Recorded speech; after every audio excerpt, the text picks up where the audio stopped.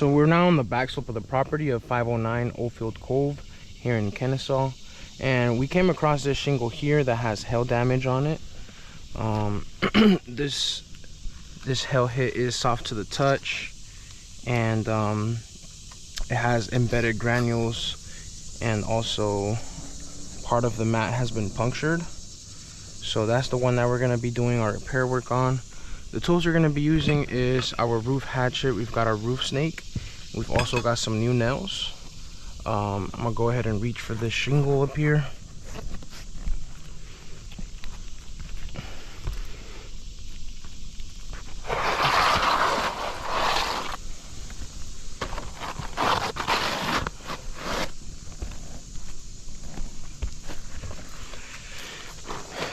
First step I'm going to do is break the seal.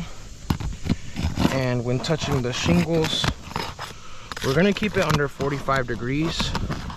We're only going to lift enough to get our snake toe underneath so that we can remove the existing nail, remove the existing shingle, and then we'll replace that shingle with a new one. Part of successful repair work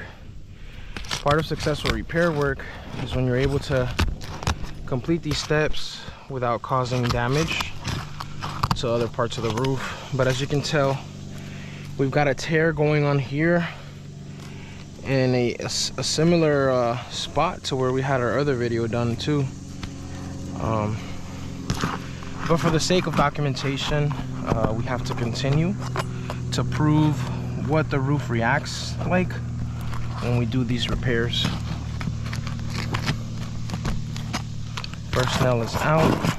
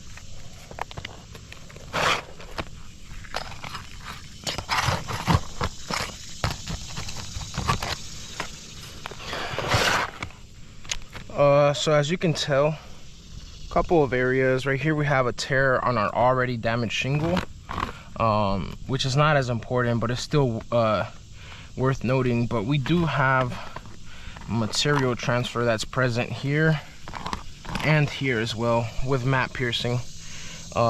This nail was pierced through the mat, so it's not a successful way of removing nails. It's just how the shingle's reacting from this repair. And this material transfer here is pretty bad as it is, and that's coming from this top row. You can see the areas where it's letting go of that material. So as you can tell, that would be considered a fail right there on that specific shingle. But we're gonna go ahead and continue.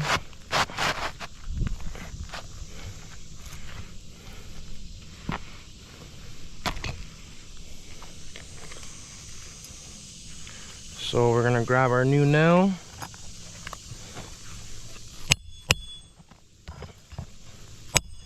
I ended up getting another tear here from trying to lift the roof. Trying to lift the shingle to get the roof snake underneath. The other tear's right here. It's small, but it's accumulating. You know, now we have our mat piercing, we've got our material transfer, we've got 2 tears on 2 separate shingles.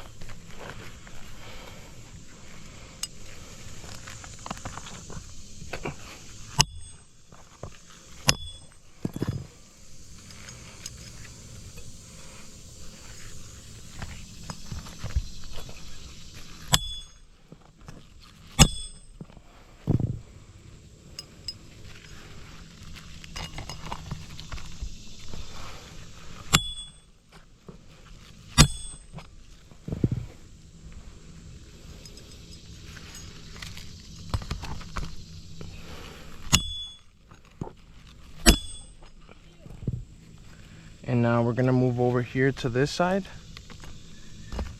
And as you can tell, GoPro stop recording. I'm gonna continue. So basically, we're left with this nail didn't go in all the way. I think that's when this lady distracted me.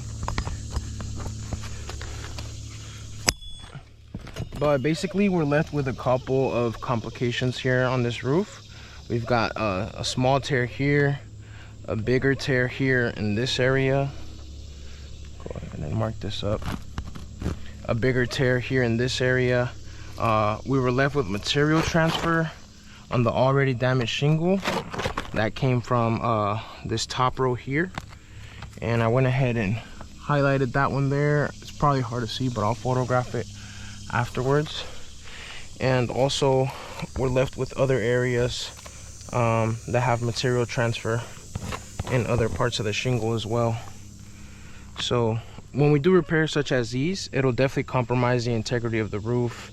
And per IRC 908.5, which states aggregate surface materials cannot be reinstalled when damaged, is a perfect example of why the roof would require replacement rather than repairing. And as you can tell, we now have permanent damage that was not there prior to the initiation of the repair, therefore resulting in a complete failure. These have been the results for the back slope. Thank you for your time. GoPro stop recording.